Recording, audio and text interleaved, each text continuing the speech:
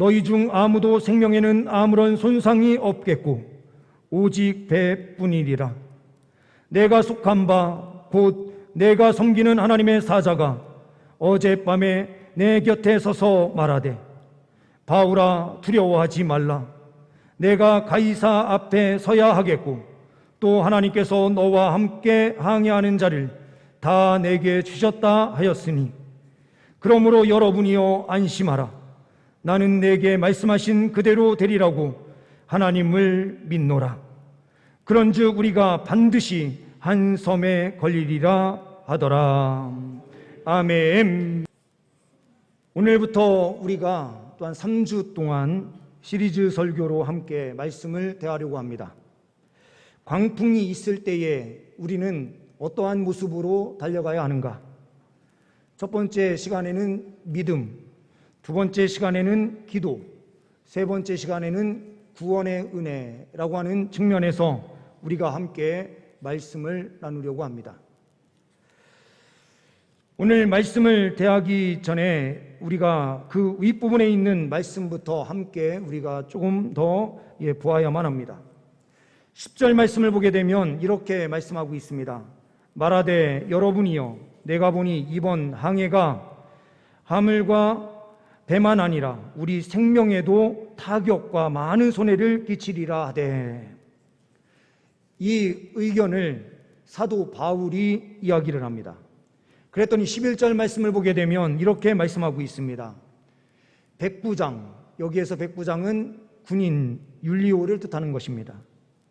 이 백부장이 선장, 이 선장은 우리가 잘 알고 있는 대로 배에서는 최고의 기술자예요.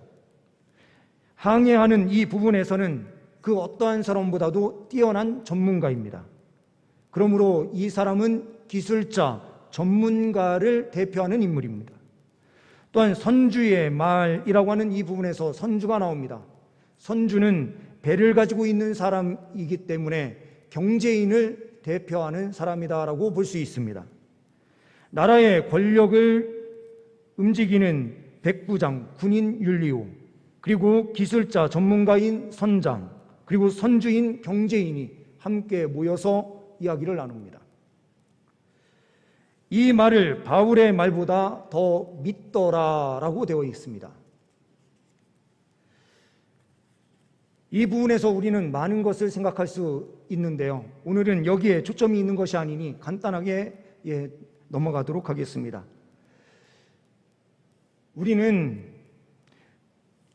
사역자, 교육자의 말이 100% 다 맞는 것은 아니다라는 사실을 압니다. 하지만 하나님께서 뜻하신 바가 있어서 하나님께서 말씀을 전하라 명령하실 때가 있습니다. 배를 몰고 가는 그 순간에는 백부장 그리고 선장과 선주의 말이 더 우선될 수 있습니다. 그런데 이들이 바울의 말보다 더 이들의 말을 믿었다. 매우 현실적이고 매우 좋은 그런 부분이라고 우리는 볼 수가 있습니다. 또한 12절 말씀을 보게 되면 그 항구가 겨울을 지내기에 불편함으로 이렇게 되어 있어요. 이 항구는 미항인데요, 아름다운 항구예요. 그런데 이 미항은 작은 항구였기 때문에 276명이라고 하는 큰 숫자가 그 작은 항구에서 겨울을 지낼 만큼 그런 풍족함이 없었습니다. 더 좋은 그 항구는 베닉스 항구였는데요, 그레데 이 지방의 한 항구, 지금 같은 그레데 섬이긴 하지만 그레데 섬에서 왼쪽 편으로 이동을 하게 되면 베닉스라고 하는 항구가 있습니다. 이 베닉스 항구에서 있게 되면 더 풍족함이 있고 즐거움이 있습니다. 즐길 거리가 아무것도 없는 장소가 미항이었어요. 그러다 보니 많은 사람들 의견이 겨울을 지내는 것이 베닉스에서 지내는 것이 더 좋겠다라고 하는 의견이 모아진 것입니다. 이것을 12절 말씀에서 이렇게 이야기를 하고 있는 것입니다. 그 항구가 겨울을 지내기에 불편함으로 거기서 떠나 아무쪼록 베닉스에 가서 겨울을 지내자 하는 자가 더 많으니 의견을 들은 거예요. 지도자 입장에서, 그리고 이 상황에서 의견을 묻고 함께 간다는 것 매우 중요한 부분이에요. 이런 부분에서 군인인 백부장의 인격이 보이는 부분이기도 합니다. 그런데 또한 제수인 바울의 말도 경청했다라고 하는 측면에서 이 사람은 매우 인격적인 사람인 것으로 보여져요.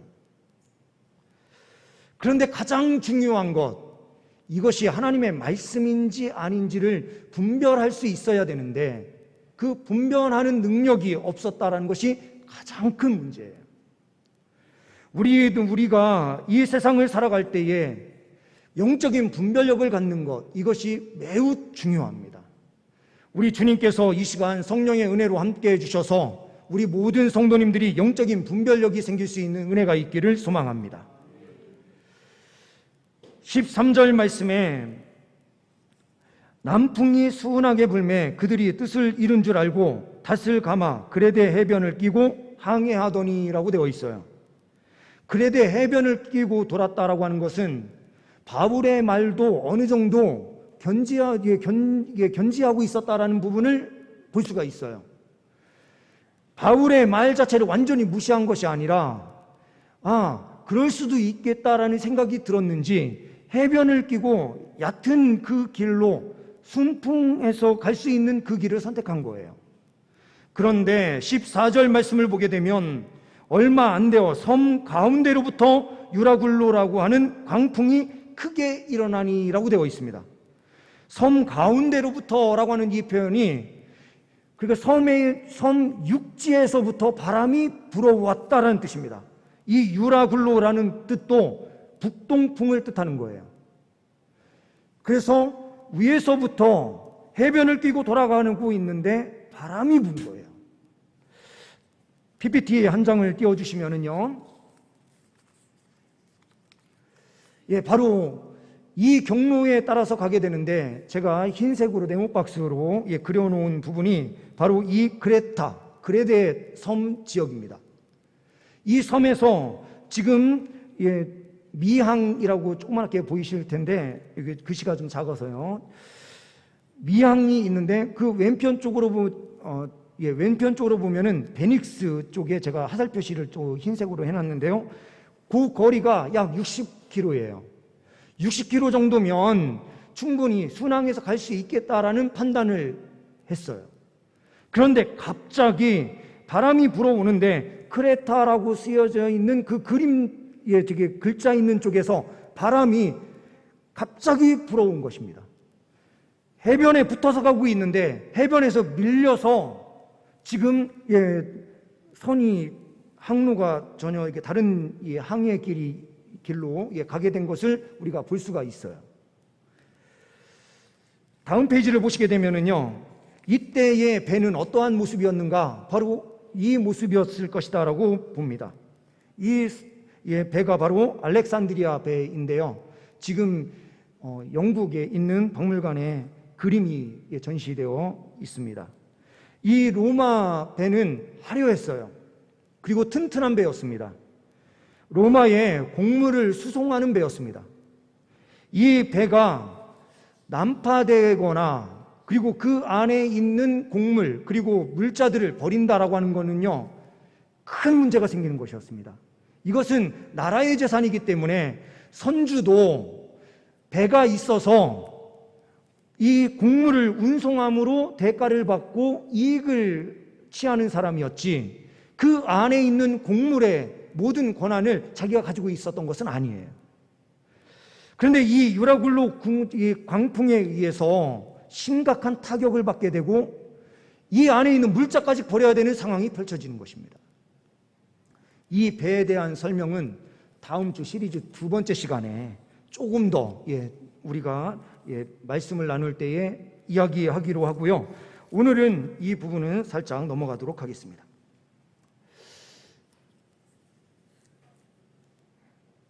이들은 말씀을 우리가 또한 읽어서 쭉 내려가다 보면 이들이 가우다라고 하는 작은 섬 아래를 거쳐가게 되는 것을 보게 됩니다. 그리고 이 17절 말씀을 보게 되면 스르디스라고 하는 그 명칭이 나오는 지역이 있는데요. 이 지역이 모래톱이 있는 지역이었습니다. 물의 흐름이 좀 다양한데 항상 모래가 쌓이는 지역이 있는 거예요. 그런데 배가 밀려가다 보니 잘못하면 그 모래톱에 딱 걸릴 수 있는 상황이 펼쳐진 거죠. 그래서 무게를 가볍게 해서 배를 띄우려고 했었습니다. 그렇지만 되지 않아요. 그래서 20절 말씀을 보게 되면 구원의 여망마저 없어졌더라라는 표현이 나와요. 구원의 소망, 여망, 그 모든 것이 다 사라진 상태. 우리는 이 세상을 살아가면서 이러한 경험을 할 때가 있습니다. 바다는 어떠한 곳입니까? 세상을 뜻하는 곳입니다. 그리고 그 세상은 언제나 강풍이 일어날 수 있는 지역이다라고 말씀하고 있는 거예요.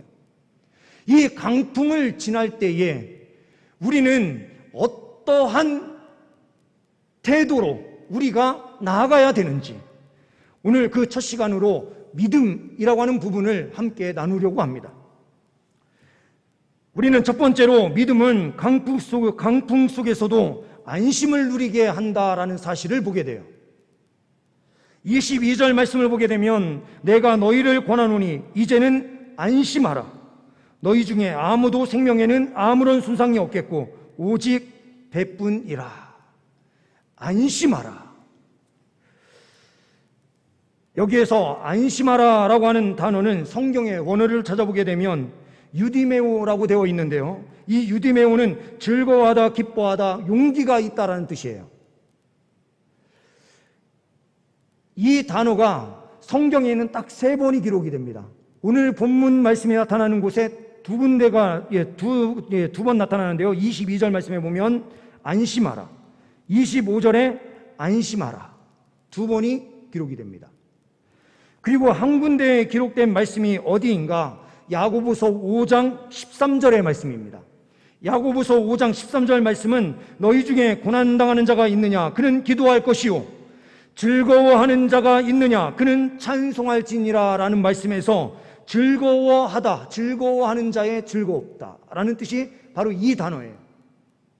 그럼 바울이 왜 소망을 다 잃어버리고 구원의 여망마저 없는 이 상황에서 왜 기뻐하고 즐거워하라라고 하는 단어인 이 안심이라는 단어를 사용했을까요?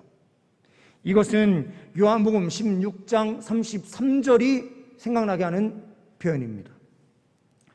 요한복음 16장 33절 말씀을 보면 이렇게 말씀하고 있습니다. 이것을 너희에게 이르는 것은 너희로 내 안에서 평안을 누리게 하려 함이라. 세상에서는 너희가 환난을 당하나 담대하라. 내가 세상을 이기었노라. 그런데 이 말씀을 예수님께서 제자들에게 하실 때에는 아직 십자가에 못 박혀 돌아가신 때도 아니요, 부활하신 때도 아니었습니다. 이것은 죽음을 앞두고 그들에게 유월절을 맞이해서 세족식을 행하고 그들에게 마지막 유언과 같은 말씀을 주실 때에 이 말씀을 주신 거예요. 아직 이루어지지 않았는데 이루어진 승리로 주님께서 선포하시면서 내가 승리하였으니 너희도 승리할 것이다. 이것은 믿음의 선포예요. 믿음을 가지고 이미 이루어질 것을 확신하는 가운데서 선포하는 거예요. 주님께서는 우리에게 이러한 삶을 원하십니다. 때로는 유라굴로 강풍이 불어서 어떻게 해야 될지를 모르는 상황, 우리의 희망도 다 사라져서 절망 속에 빠지는 것처럼 보이는 그 상황 속에서 주님께서는 우리에게 말씀하세요. 기뻐하라. 그 기쁨을 선포하라. 세상에서는 너희가 환난을 당하나 담대하라. 내가 세상을 이기었노라. 예수님께서 승리하셨으니 너희도 승리를 외치며 달려가라라고 말씀하세요. 예수님의 믿음이 어떠한 믿음이었습니까? 십자가의 죽음을 앞에 두고도 그 죽음으로 끝나는 것이 아니라 반드시 그 사망 권세를 깨뜨리시고 살아날 것을 확신하셨고, 그 확신을 통하여 이 말씀을 주셨습니다. 오늘 광풍을 지나가는 우리 성도님들이 계신다면 이러한 믿음의 선포를 통하여 그 기쁨과 즐거움을 누리실 수 있는 은혜가 있으시기를 소망합니다. 두 번째로는 믿음은 하나님께 속한 자임을 확신하게 한다라는 것입니다. 23절 말씀을 보시게 되면 내가 속한 바, 바울은 말씀을 이야기하면서 내가 속하였다라는 것을 먼저 이야기해요. 믿음은 소속이에요. 우리는 세상에 속한 것이 아니라 하나님께 속한 것이다. 나의 소속은 하나님의 나라다라고 하는 이 분명한 의식, 이것이 믿음에서 나오는 거예요.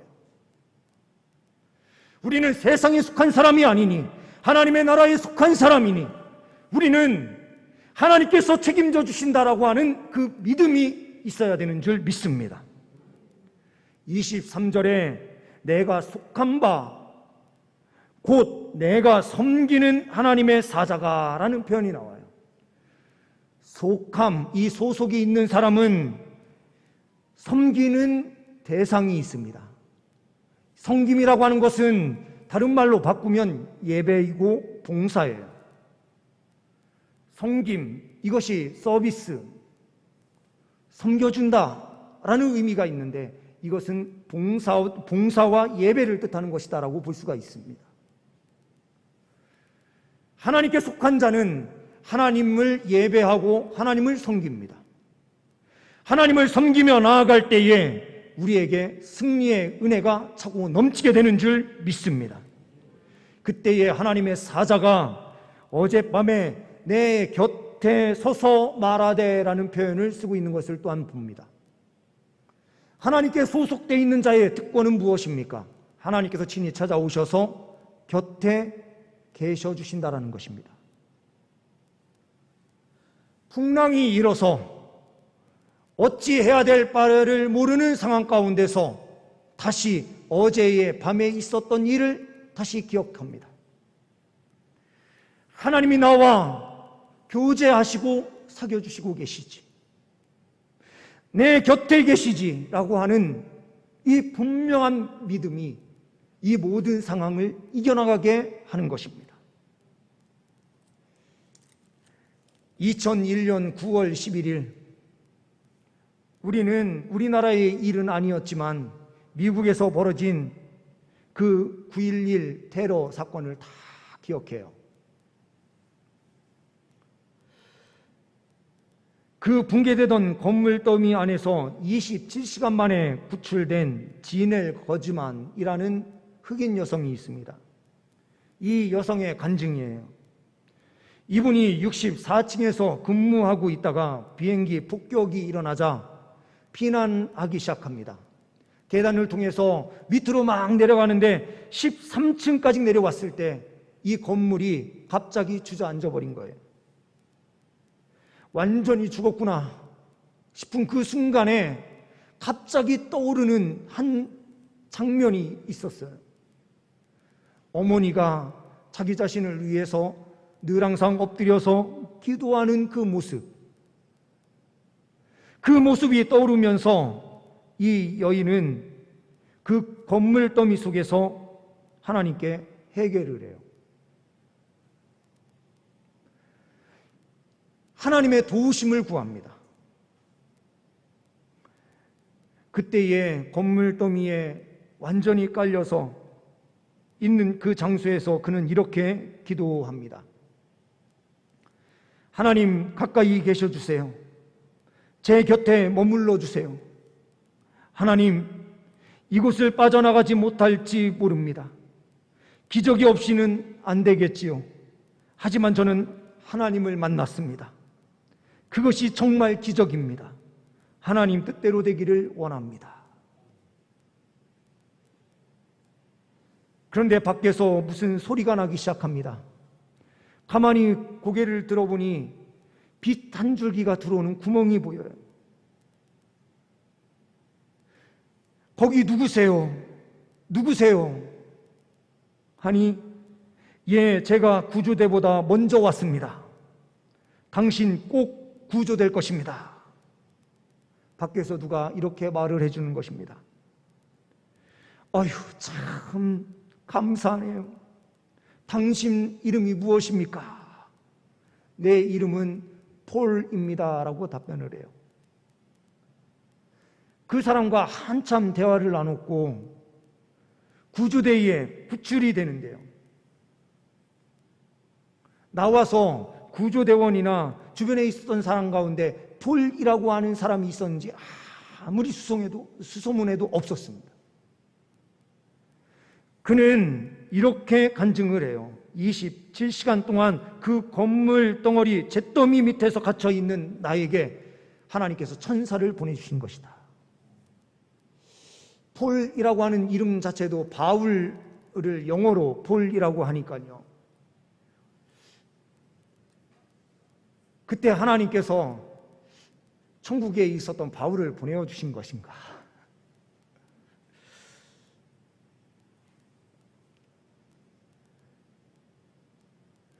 위험한 상황에서 하나님께서는 곁에 계셔 주셔서 소속이 어디인지를 분명하게 하셨어요. 이러한 은혜의 역사가 우리의 삶 가운데도 넘쳐날 수 있기를 소망합니다. 세 번째로는 믿음은 하나님과 말씀에 대한 확신입니다. 25절 말씀을 보시게 되면 그러므로 여러분이여 안심하라. 나는 내게 말씀하신 그대로 되리라고 하나님의 말씀을 확신하죠. 그러면서 뒤에 이렇게 이야기를 합니다. 하나님을 믿노라. 그러면서 26절 말씀에 이렇게 말씀해요. 그런즉 우리가 반드시 한 섬에 걸리리라. 하나님을 확신하고 하나님의 말씀을 붙잡는 사람은 한 섬에 걸릴 것, 이것이 무엇입니까? 하나님의 예비하심을 믿는 거예요. 하나님의 말씀은 전체의 모든 것을 갑자기 보여주시는 것이 아닙니다. 큰 비전은 분명하게 보여주세요. 빌 그레엄 목사님과 함께 사역을 했었던 시각장애인 여성이 있어요. 한국 전쟁 때 실명을 했고 고아원에서 자랐습니다. 그러던 중에 어떤 미군 중사의 도움을 받아서 미국에 가서 인디애나 주립대학에서 공부를 하고 성악을 전공하게 돼요. 그래서 훌륭한 성악가가 됩니다. 그녀는 빌리 그레엄 목사님의 집회에 함께 따라다니면서 찬양을 하고 때로는 간증을 했어요. 이 여인이 이렇게 간증한 내용이 있습니다. 사람들이 시각장애인인 나를 인도할 때에 저 100m 전방에 무엇이 있는가를 말해주지 않습니다. 그것은 나에게 필요도 없습니다. 단지 내 앞에 물이 있으니 건너뛰라고, 층계가 있으니 발을 올려놓으라고 말할 뿐입니다. 그 인도하는 사람이 순간순간 말해주는 것을 신뢰하고 그것을 따라갔을 때에 나는 목적지에 안전하게 도착하게 됩니다. 하나님이 우리를 인도하시는 방법도 이와 같습니다. 10년 후를 알지 못합니다. 20년 후도 알지 못합니다. 또 알고자 하지도 할 필요도 없습니다. 하나님께 순종하며 내 인생을 맡기고 따라갈 때에 하나님의 계획하신 그곳에 우리는 도착하게 될 것입니다. 우리도 주님께서는 때로는 큰 비전을 보여주실 때가 있어요. 어떤 꿈과 소망을 가정에 주실 때도 있고 각자에게 어떤 소망을 주실 때도 있어요. 그런데 이것은 큰 것입니다. 그러나 이것을 이루는 방법에서 어떠한 방법으로 가야 되는지를 우리에게 세세하게 다 보여주시지 않아요. 순간순간 깨닫게 하시고 그 걸음에 순종함으로 달려가게 하셔서 마침내 하나님의 뜻이 이루어지게 하는 거예요.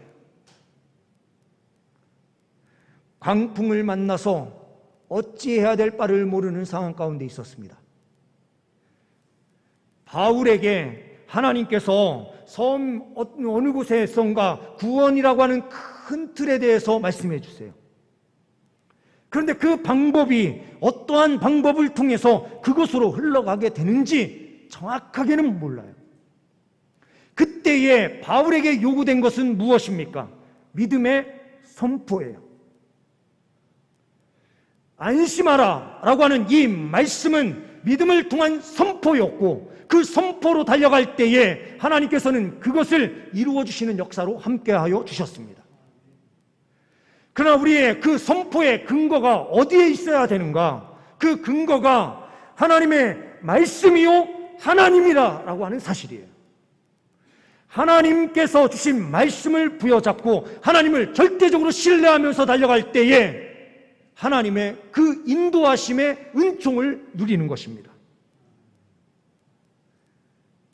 광풍을 지나고 계시는 우리 성도님들, 하나님께서 우리에게 말씀하십니다. 안심하라. 너는 나에게 속한 자다. 그러니 너는 말씀과 나를 확신하면서 따라오라. 주님을 믿고 따라감으로 승리하시는 주의 모든 백성들 되시기를 간절히 소망합니다. 기도하십니다. 하나님 아버지, 감사합니다. 우리에게 은혜를 주셔서 믿음 주시고 안심하라 말씀하여 주시니 감사합니다.